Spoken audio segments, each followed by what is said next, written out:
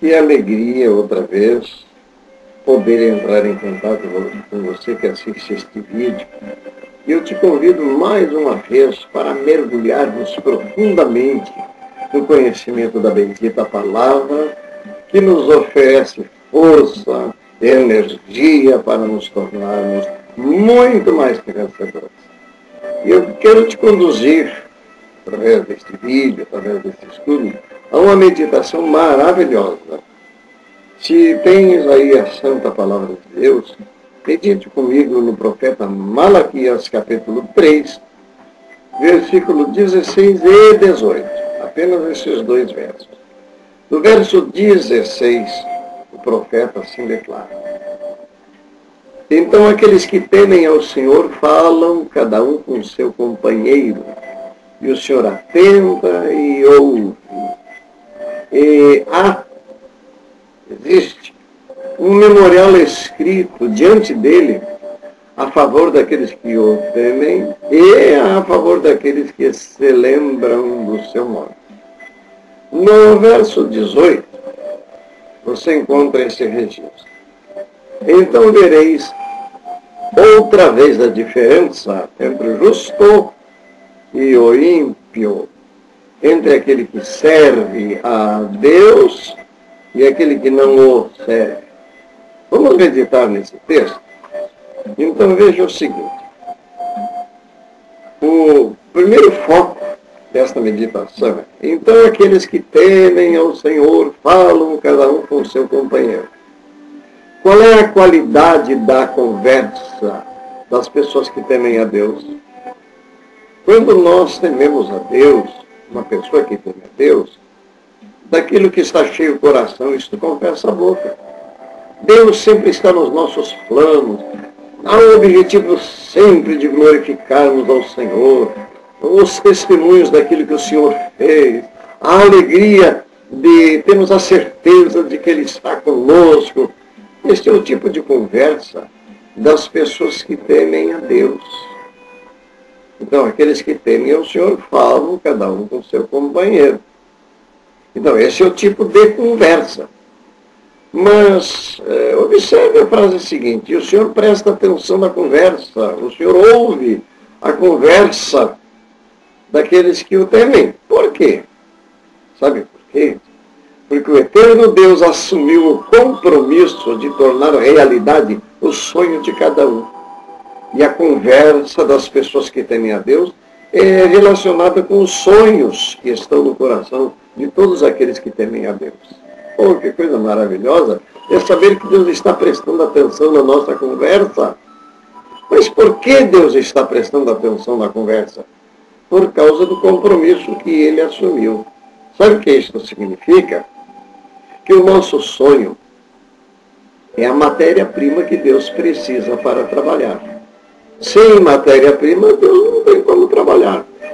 Então, quando conversamos, nós que tememos a Deus, sobre os nossos sonhos, sobre a presença do Eterno do nosso lado, Deus está anotando tudo.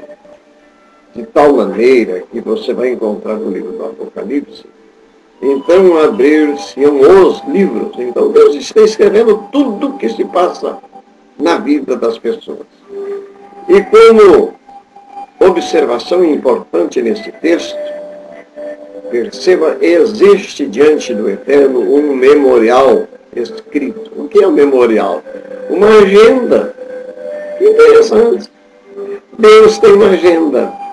Porque nós usamos as agendas por causa dos compromissos, para não termos desculpas em relação aos compromissos assumidos. Por isso temos um memorial, uma agenda, e Deus também tem uma agenda.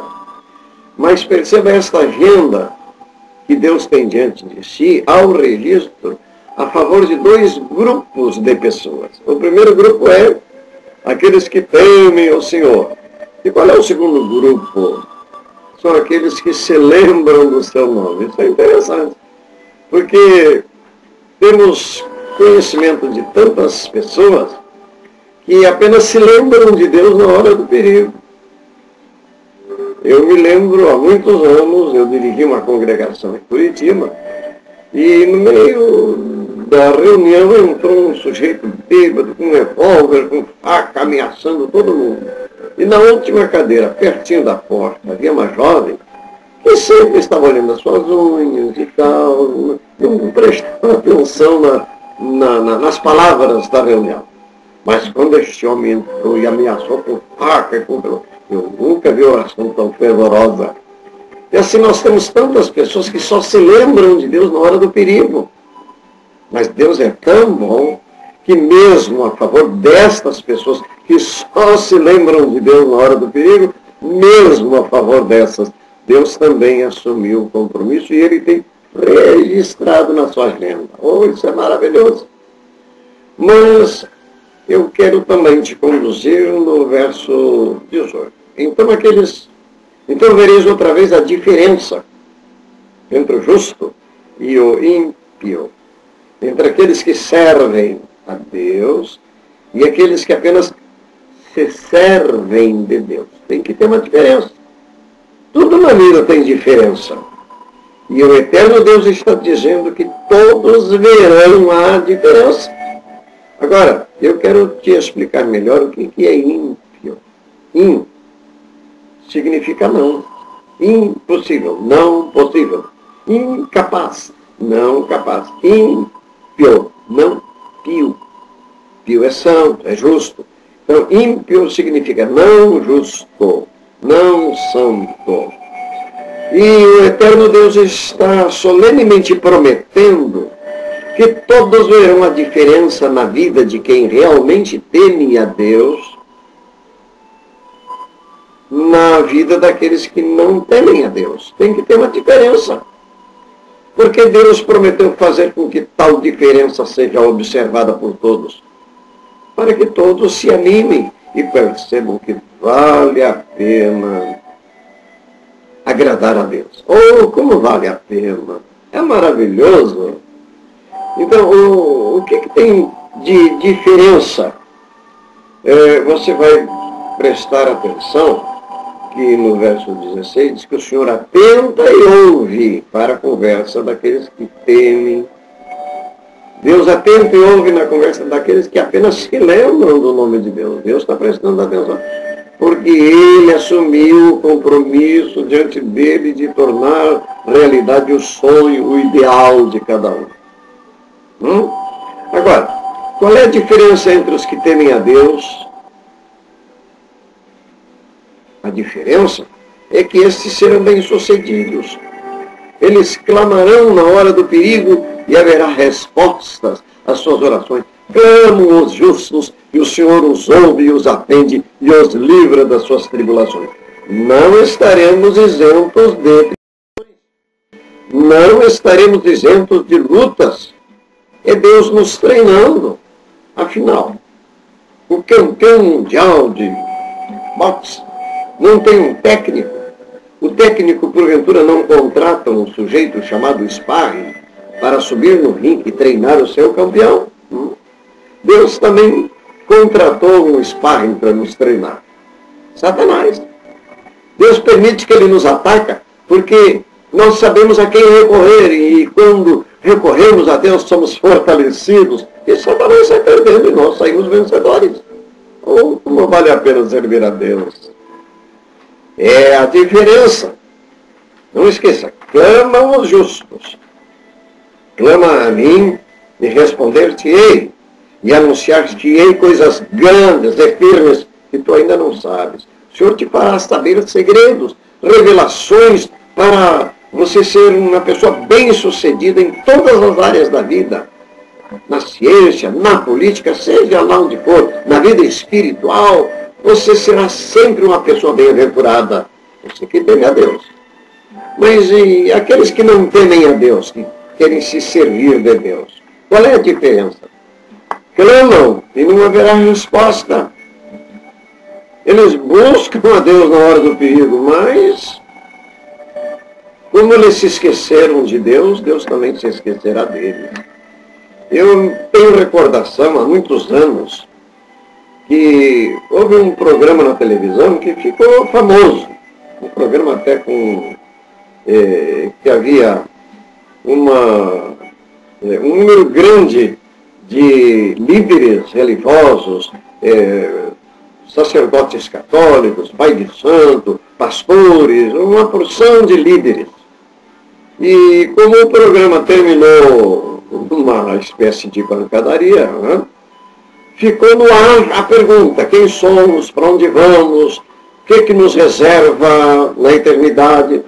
E no dia seguinte a este programa, eu visitei um escritório em São Paulo, e quando souberam que eu era o ministro da palavra, me cercaram. O escritório ficou pequenino. E um cidadão mal intencionado, querendo conduzir a conversa a um descaso para desmoralizar a fé evangélica, ele me disse assim: você está falando desse negócio de santidade para servir a Deus, porque você não esteve nestas praias como Copacabana, onde aquelas coisas todas que os olhos podem contemplar. Aí eu fiz uma pergunta: você sabe, meu amigo, qual é a diferença entre uma ovelha e um porco? Eu vou te responder. Uma ovelha até pode, se descuidando, cair numa poça de lodo, mas como ali não é o lugar da ovelha, ela não vai se sentir feliz. Ela vai clamar, berrar, até que seu pastor a tire dali. Nós, ovelhas, estamos sujeitos a tropeços, mas nós temos a quem recorrer. E você sabe, meu amigo, a diferença da ovelha para o porco? Você pode tirar o porco do lodo, dar um banho, perfumá-lo, enfeitá-lo, colocar uma fitinha bonita no seu pescoço e colocá-lo em cima de um sofá de veludo branquinho. Mas se a porta se abrir? Quando eu disse isso, aquele cidadão arregalou os olhos e, muito zangado, falou assim para mim: quer dizer que o senhor está me chamando de porco? Tu o disseste. Eu respondi assim: aqueles que amam o pecado têm um destino diferente daqueles que, por um lapso, por um descuido, tropeçaram e caíram, mas os justos podem cair, mas o Senhor levantará. Acredite, a mão de Deus está estendida para te ajudar. Segura na mão de Deus e vai.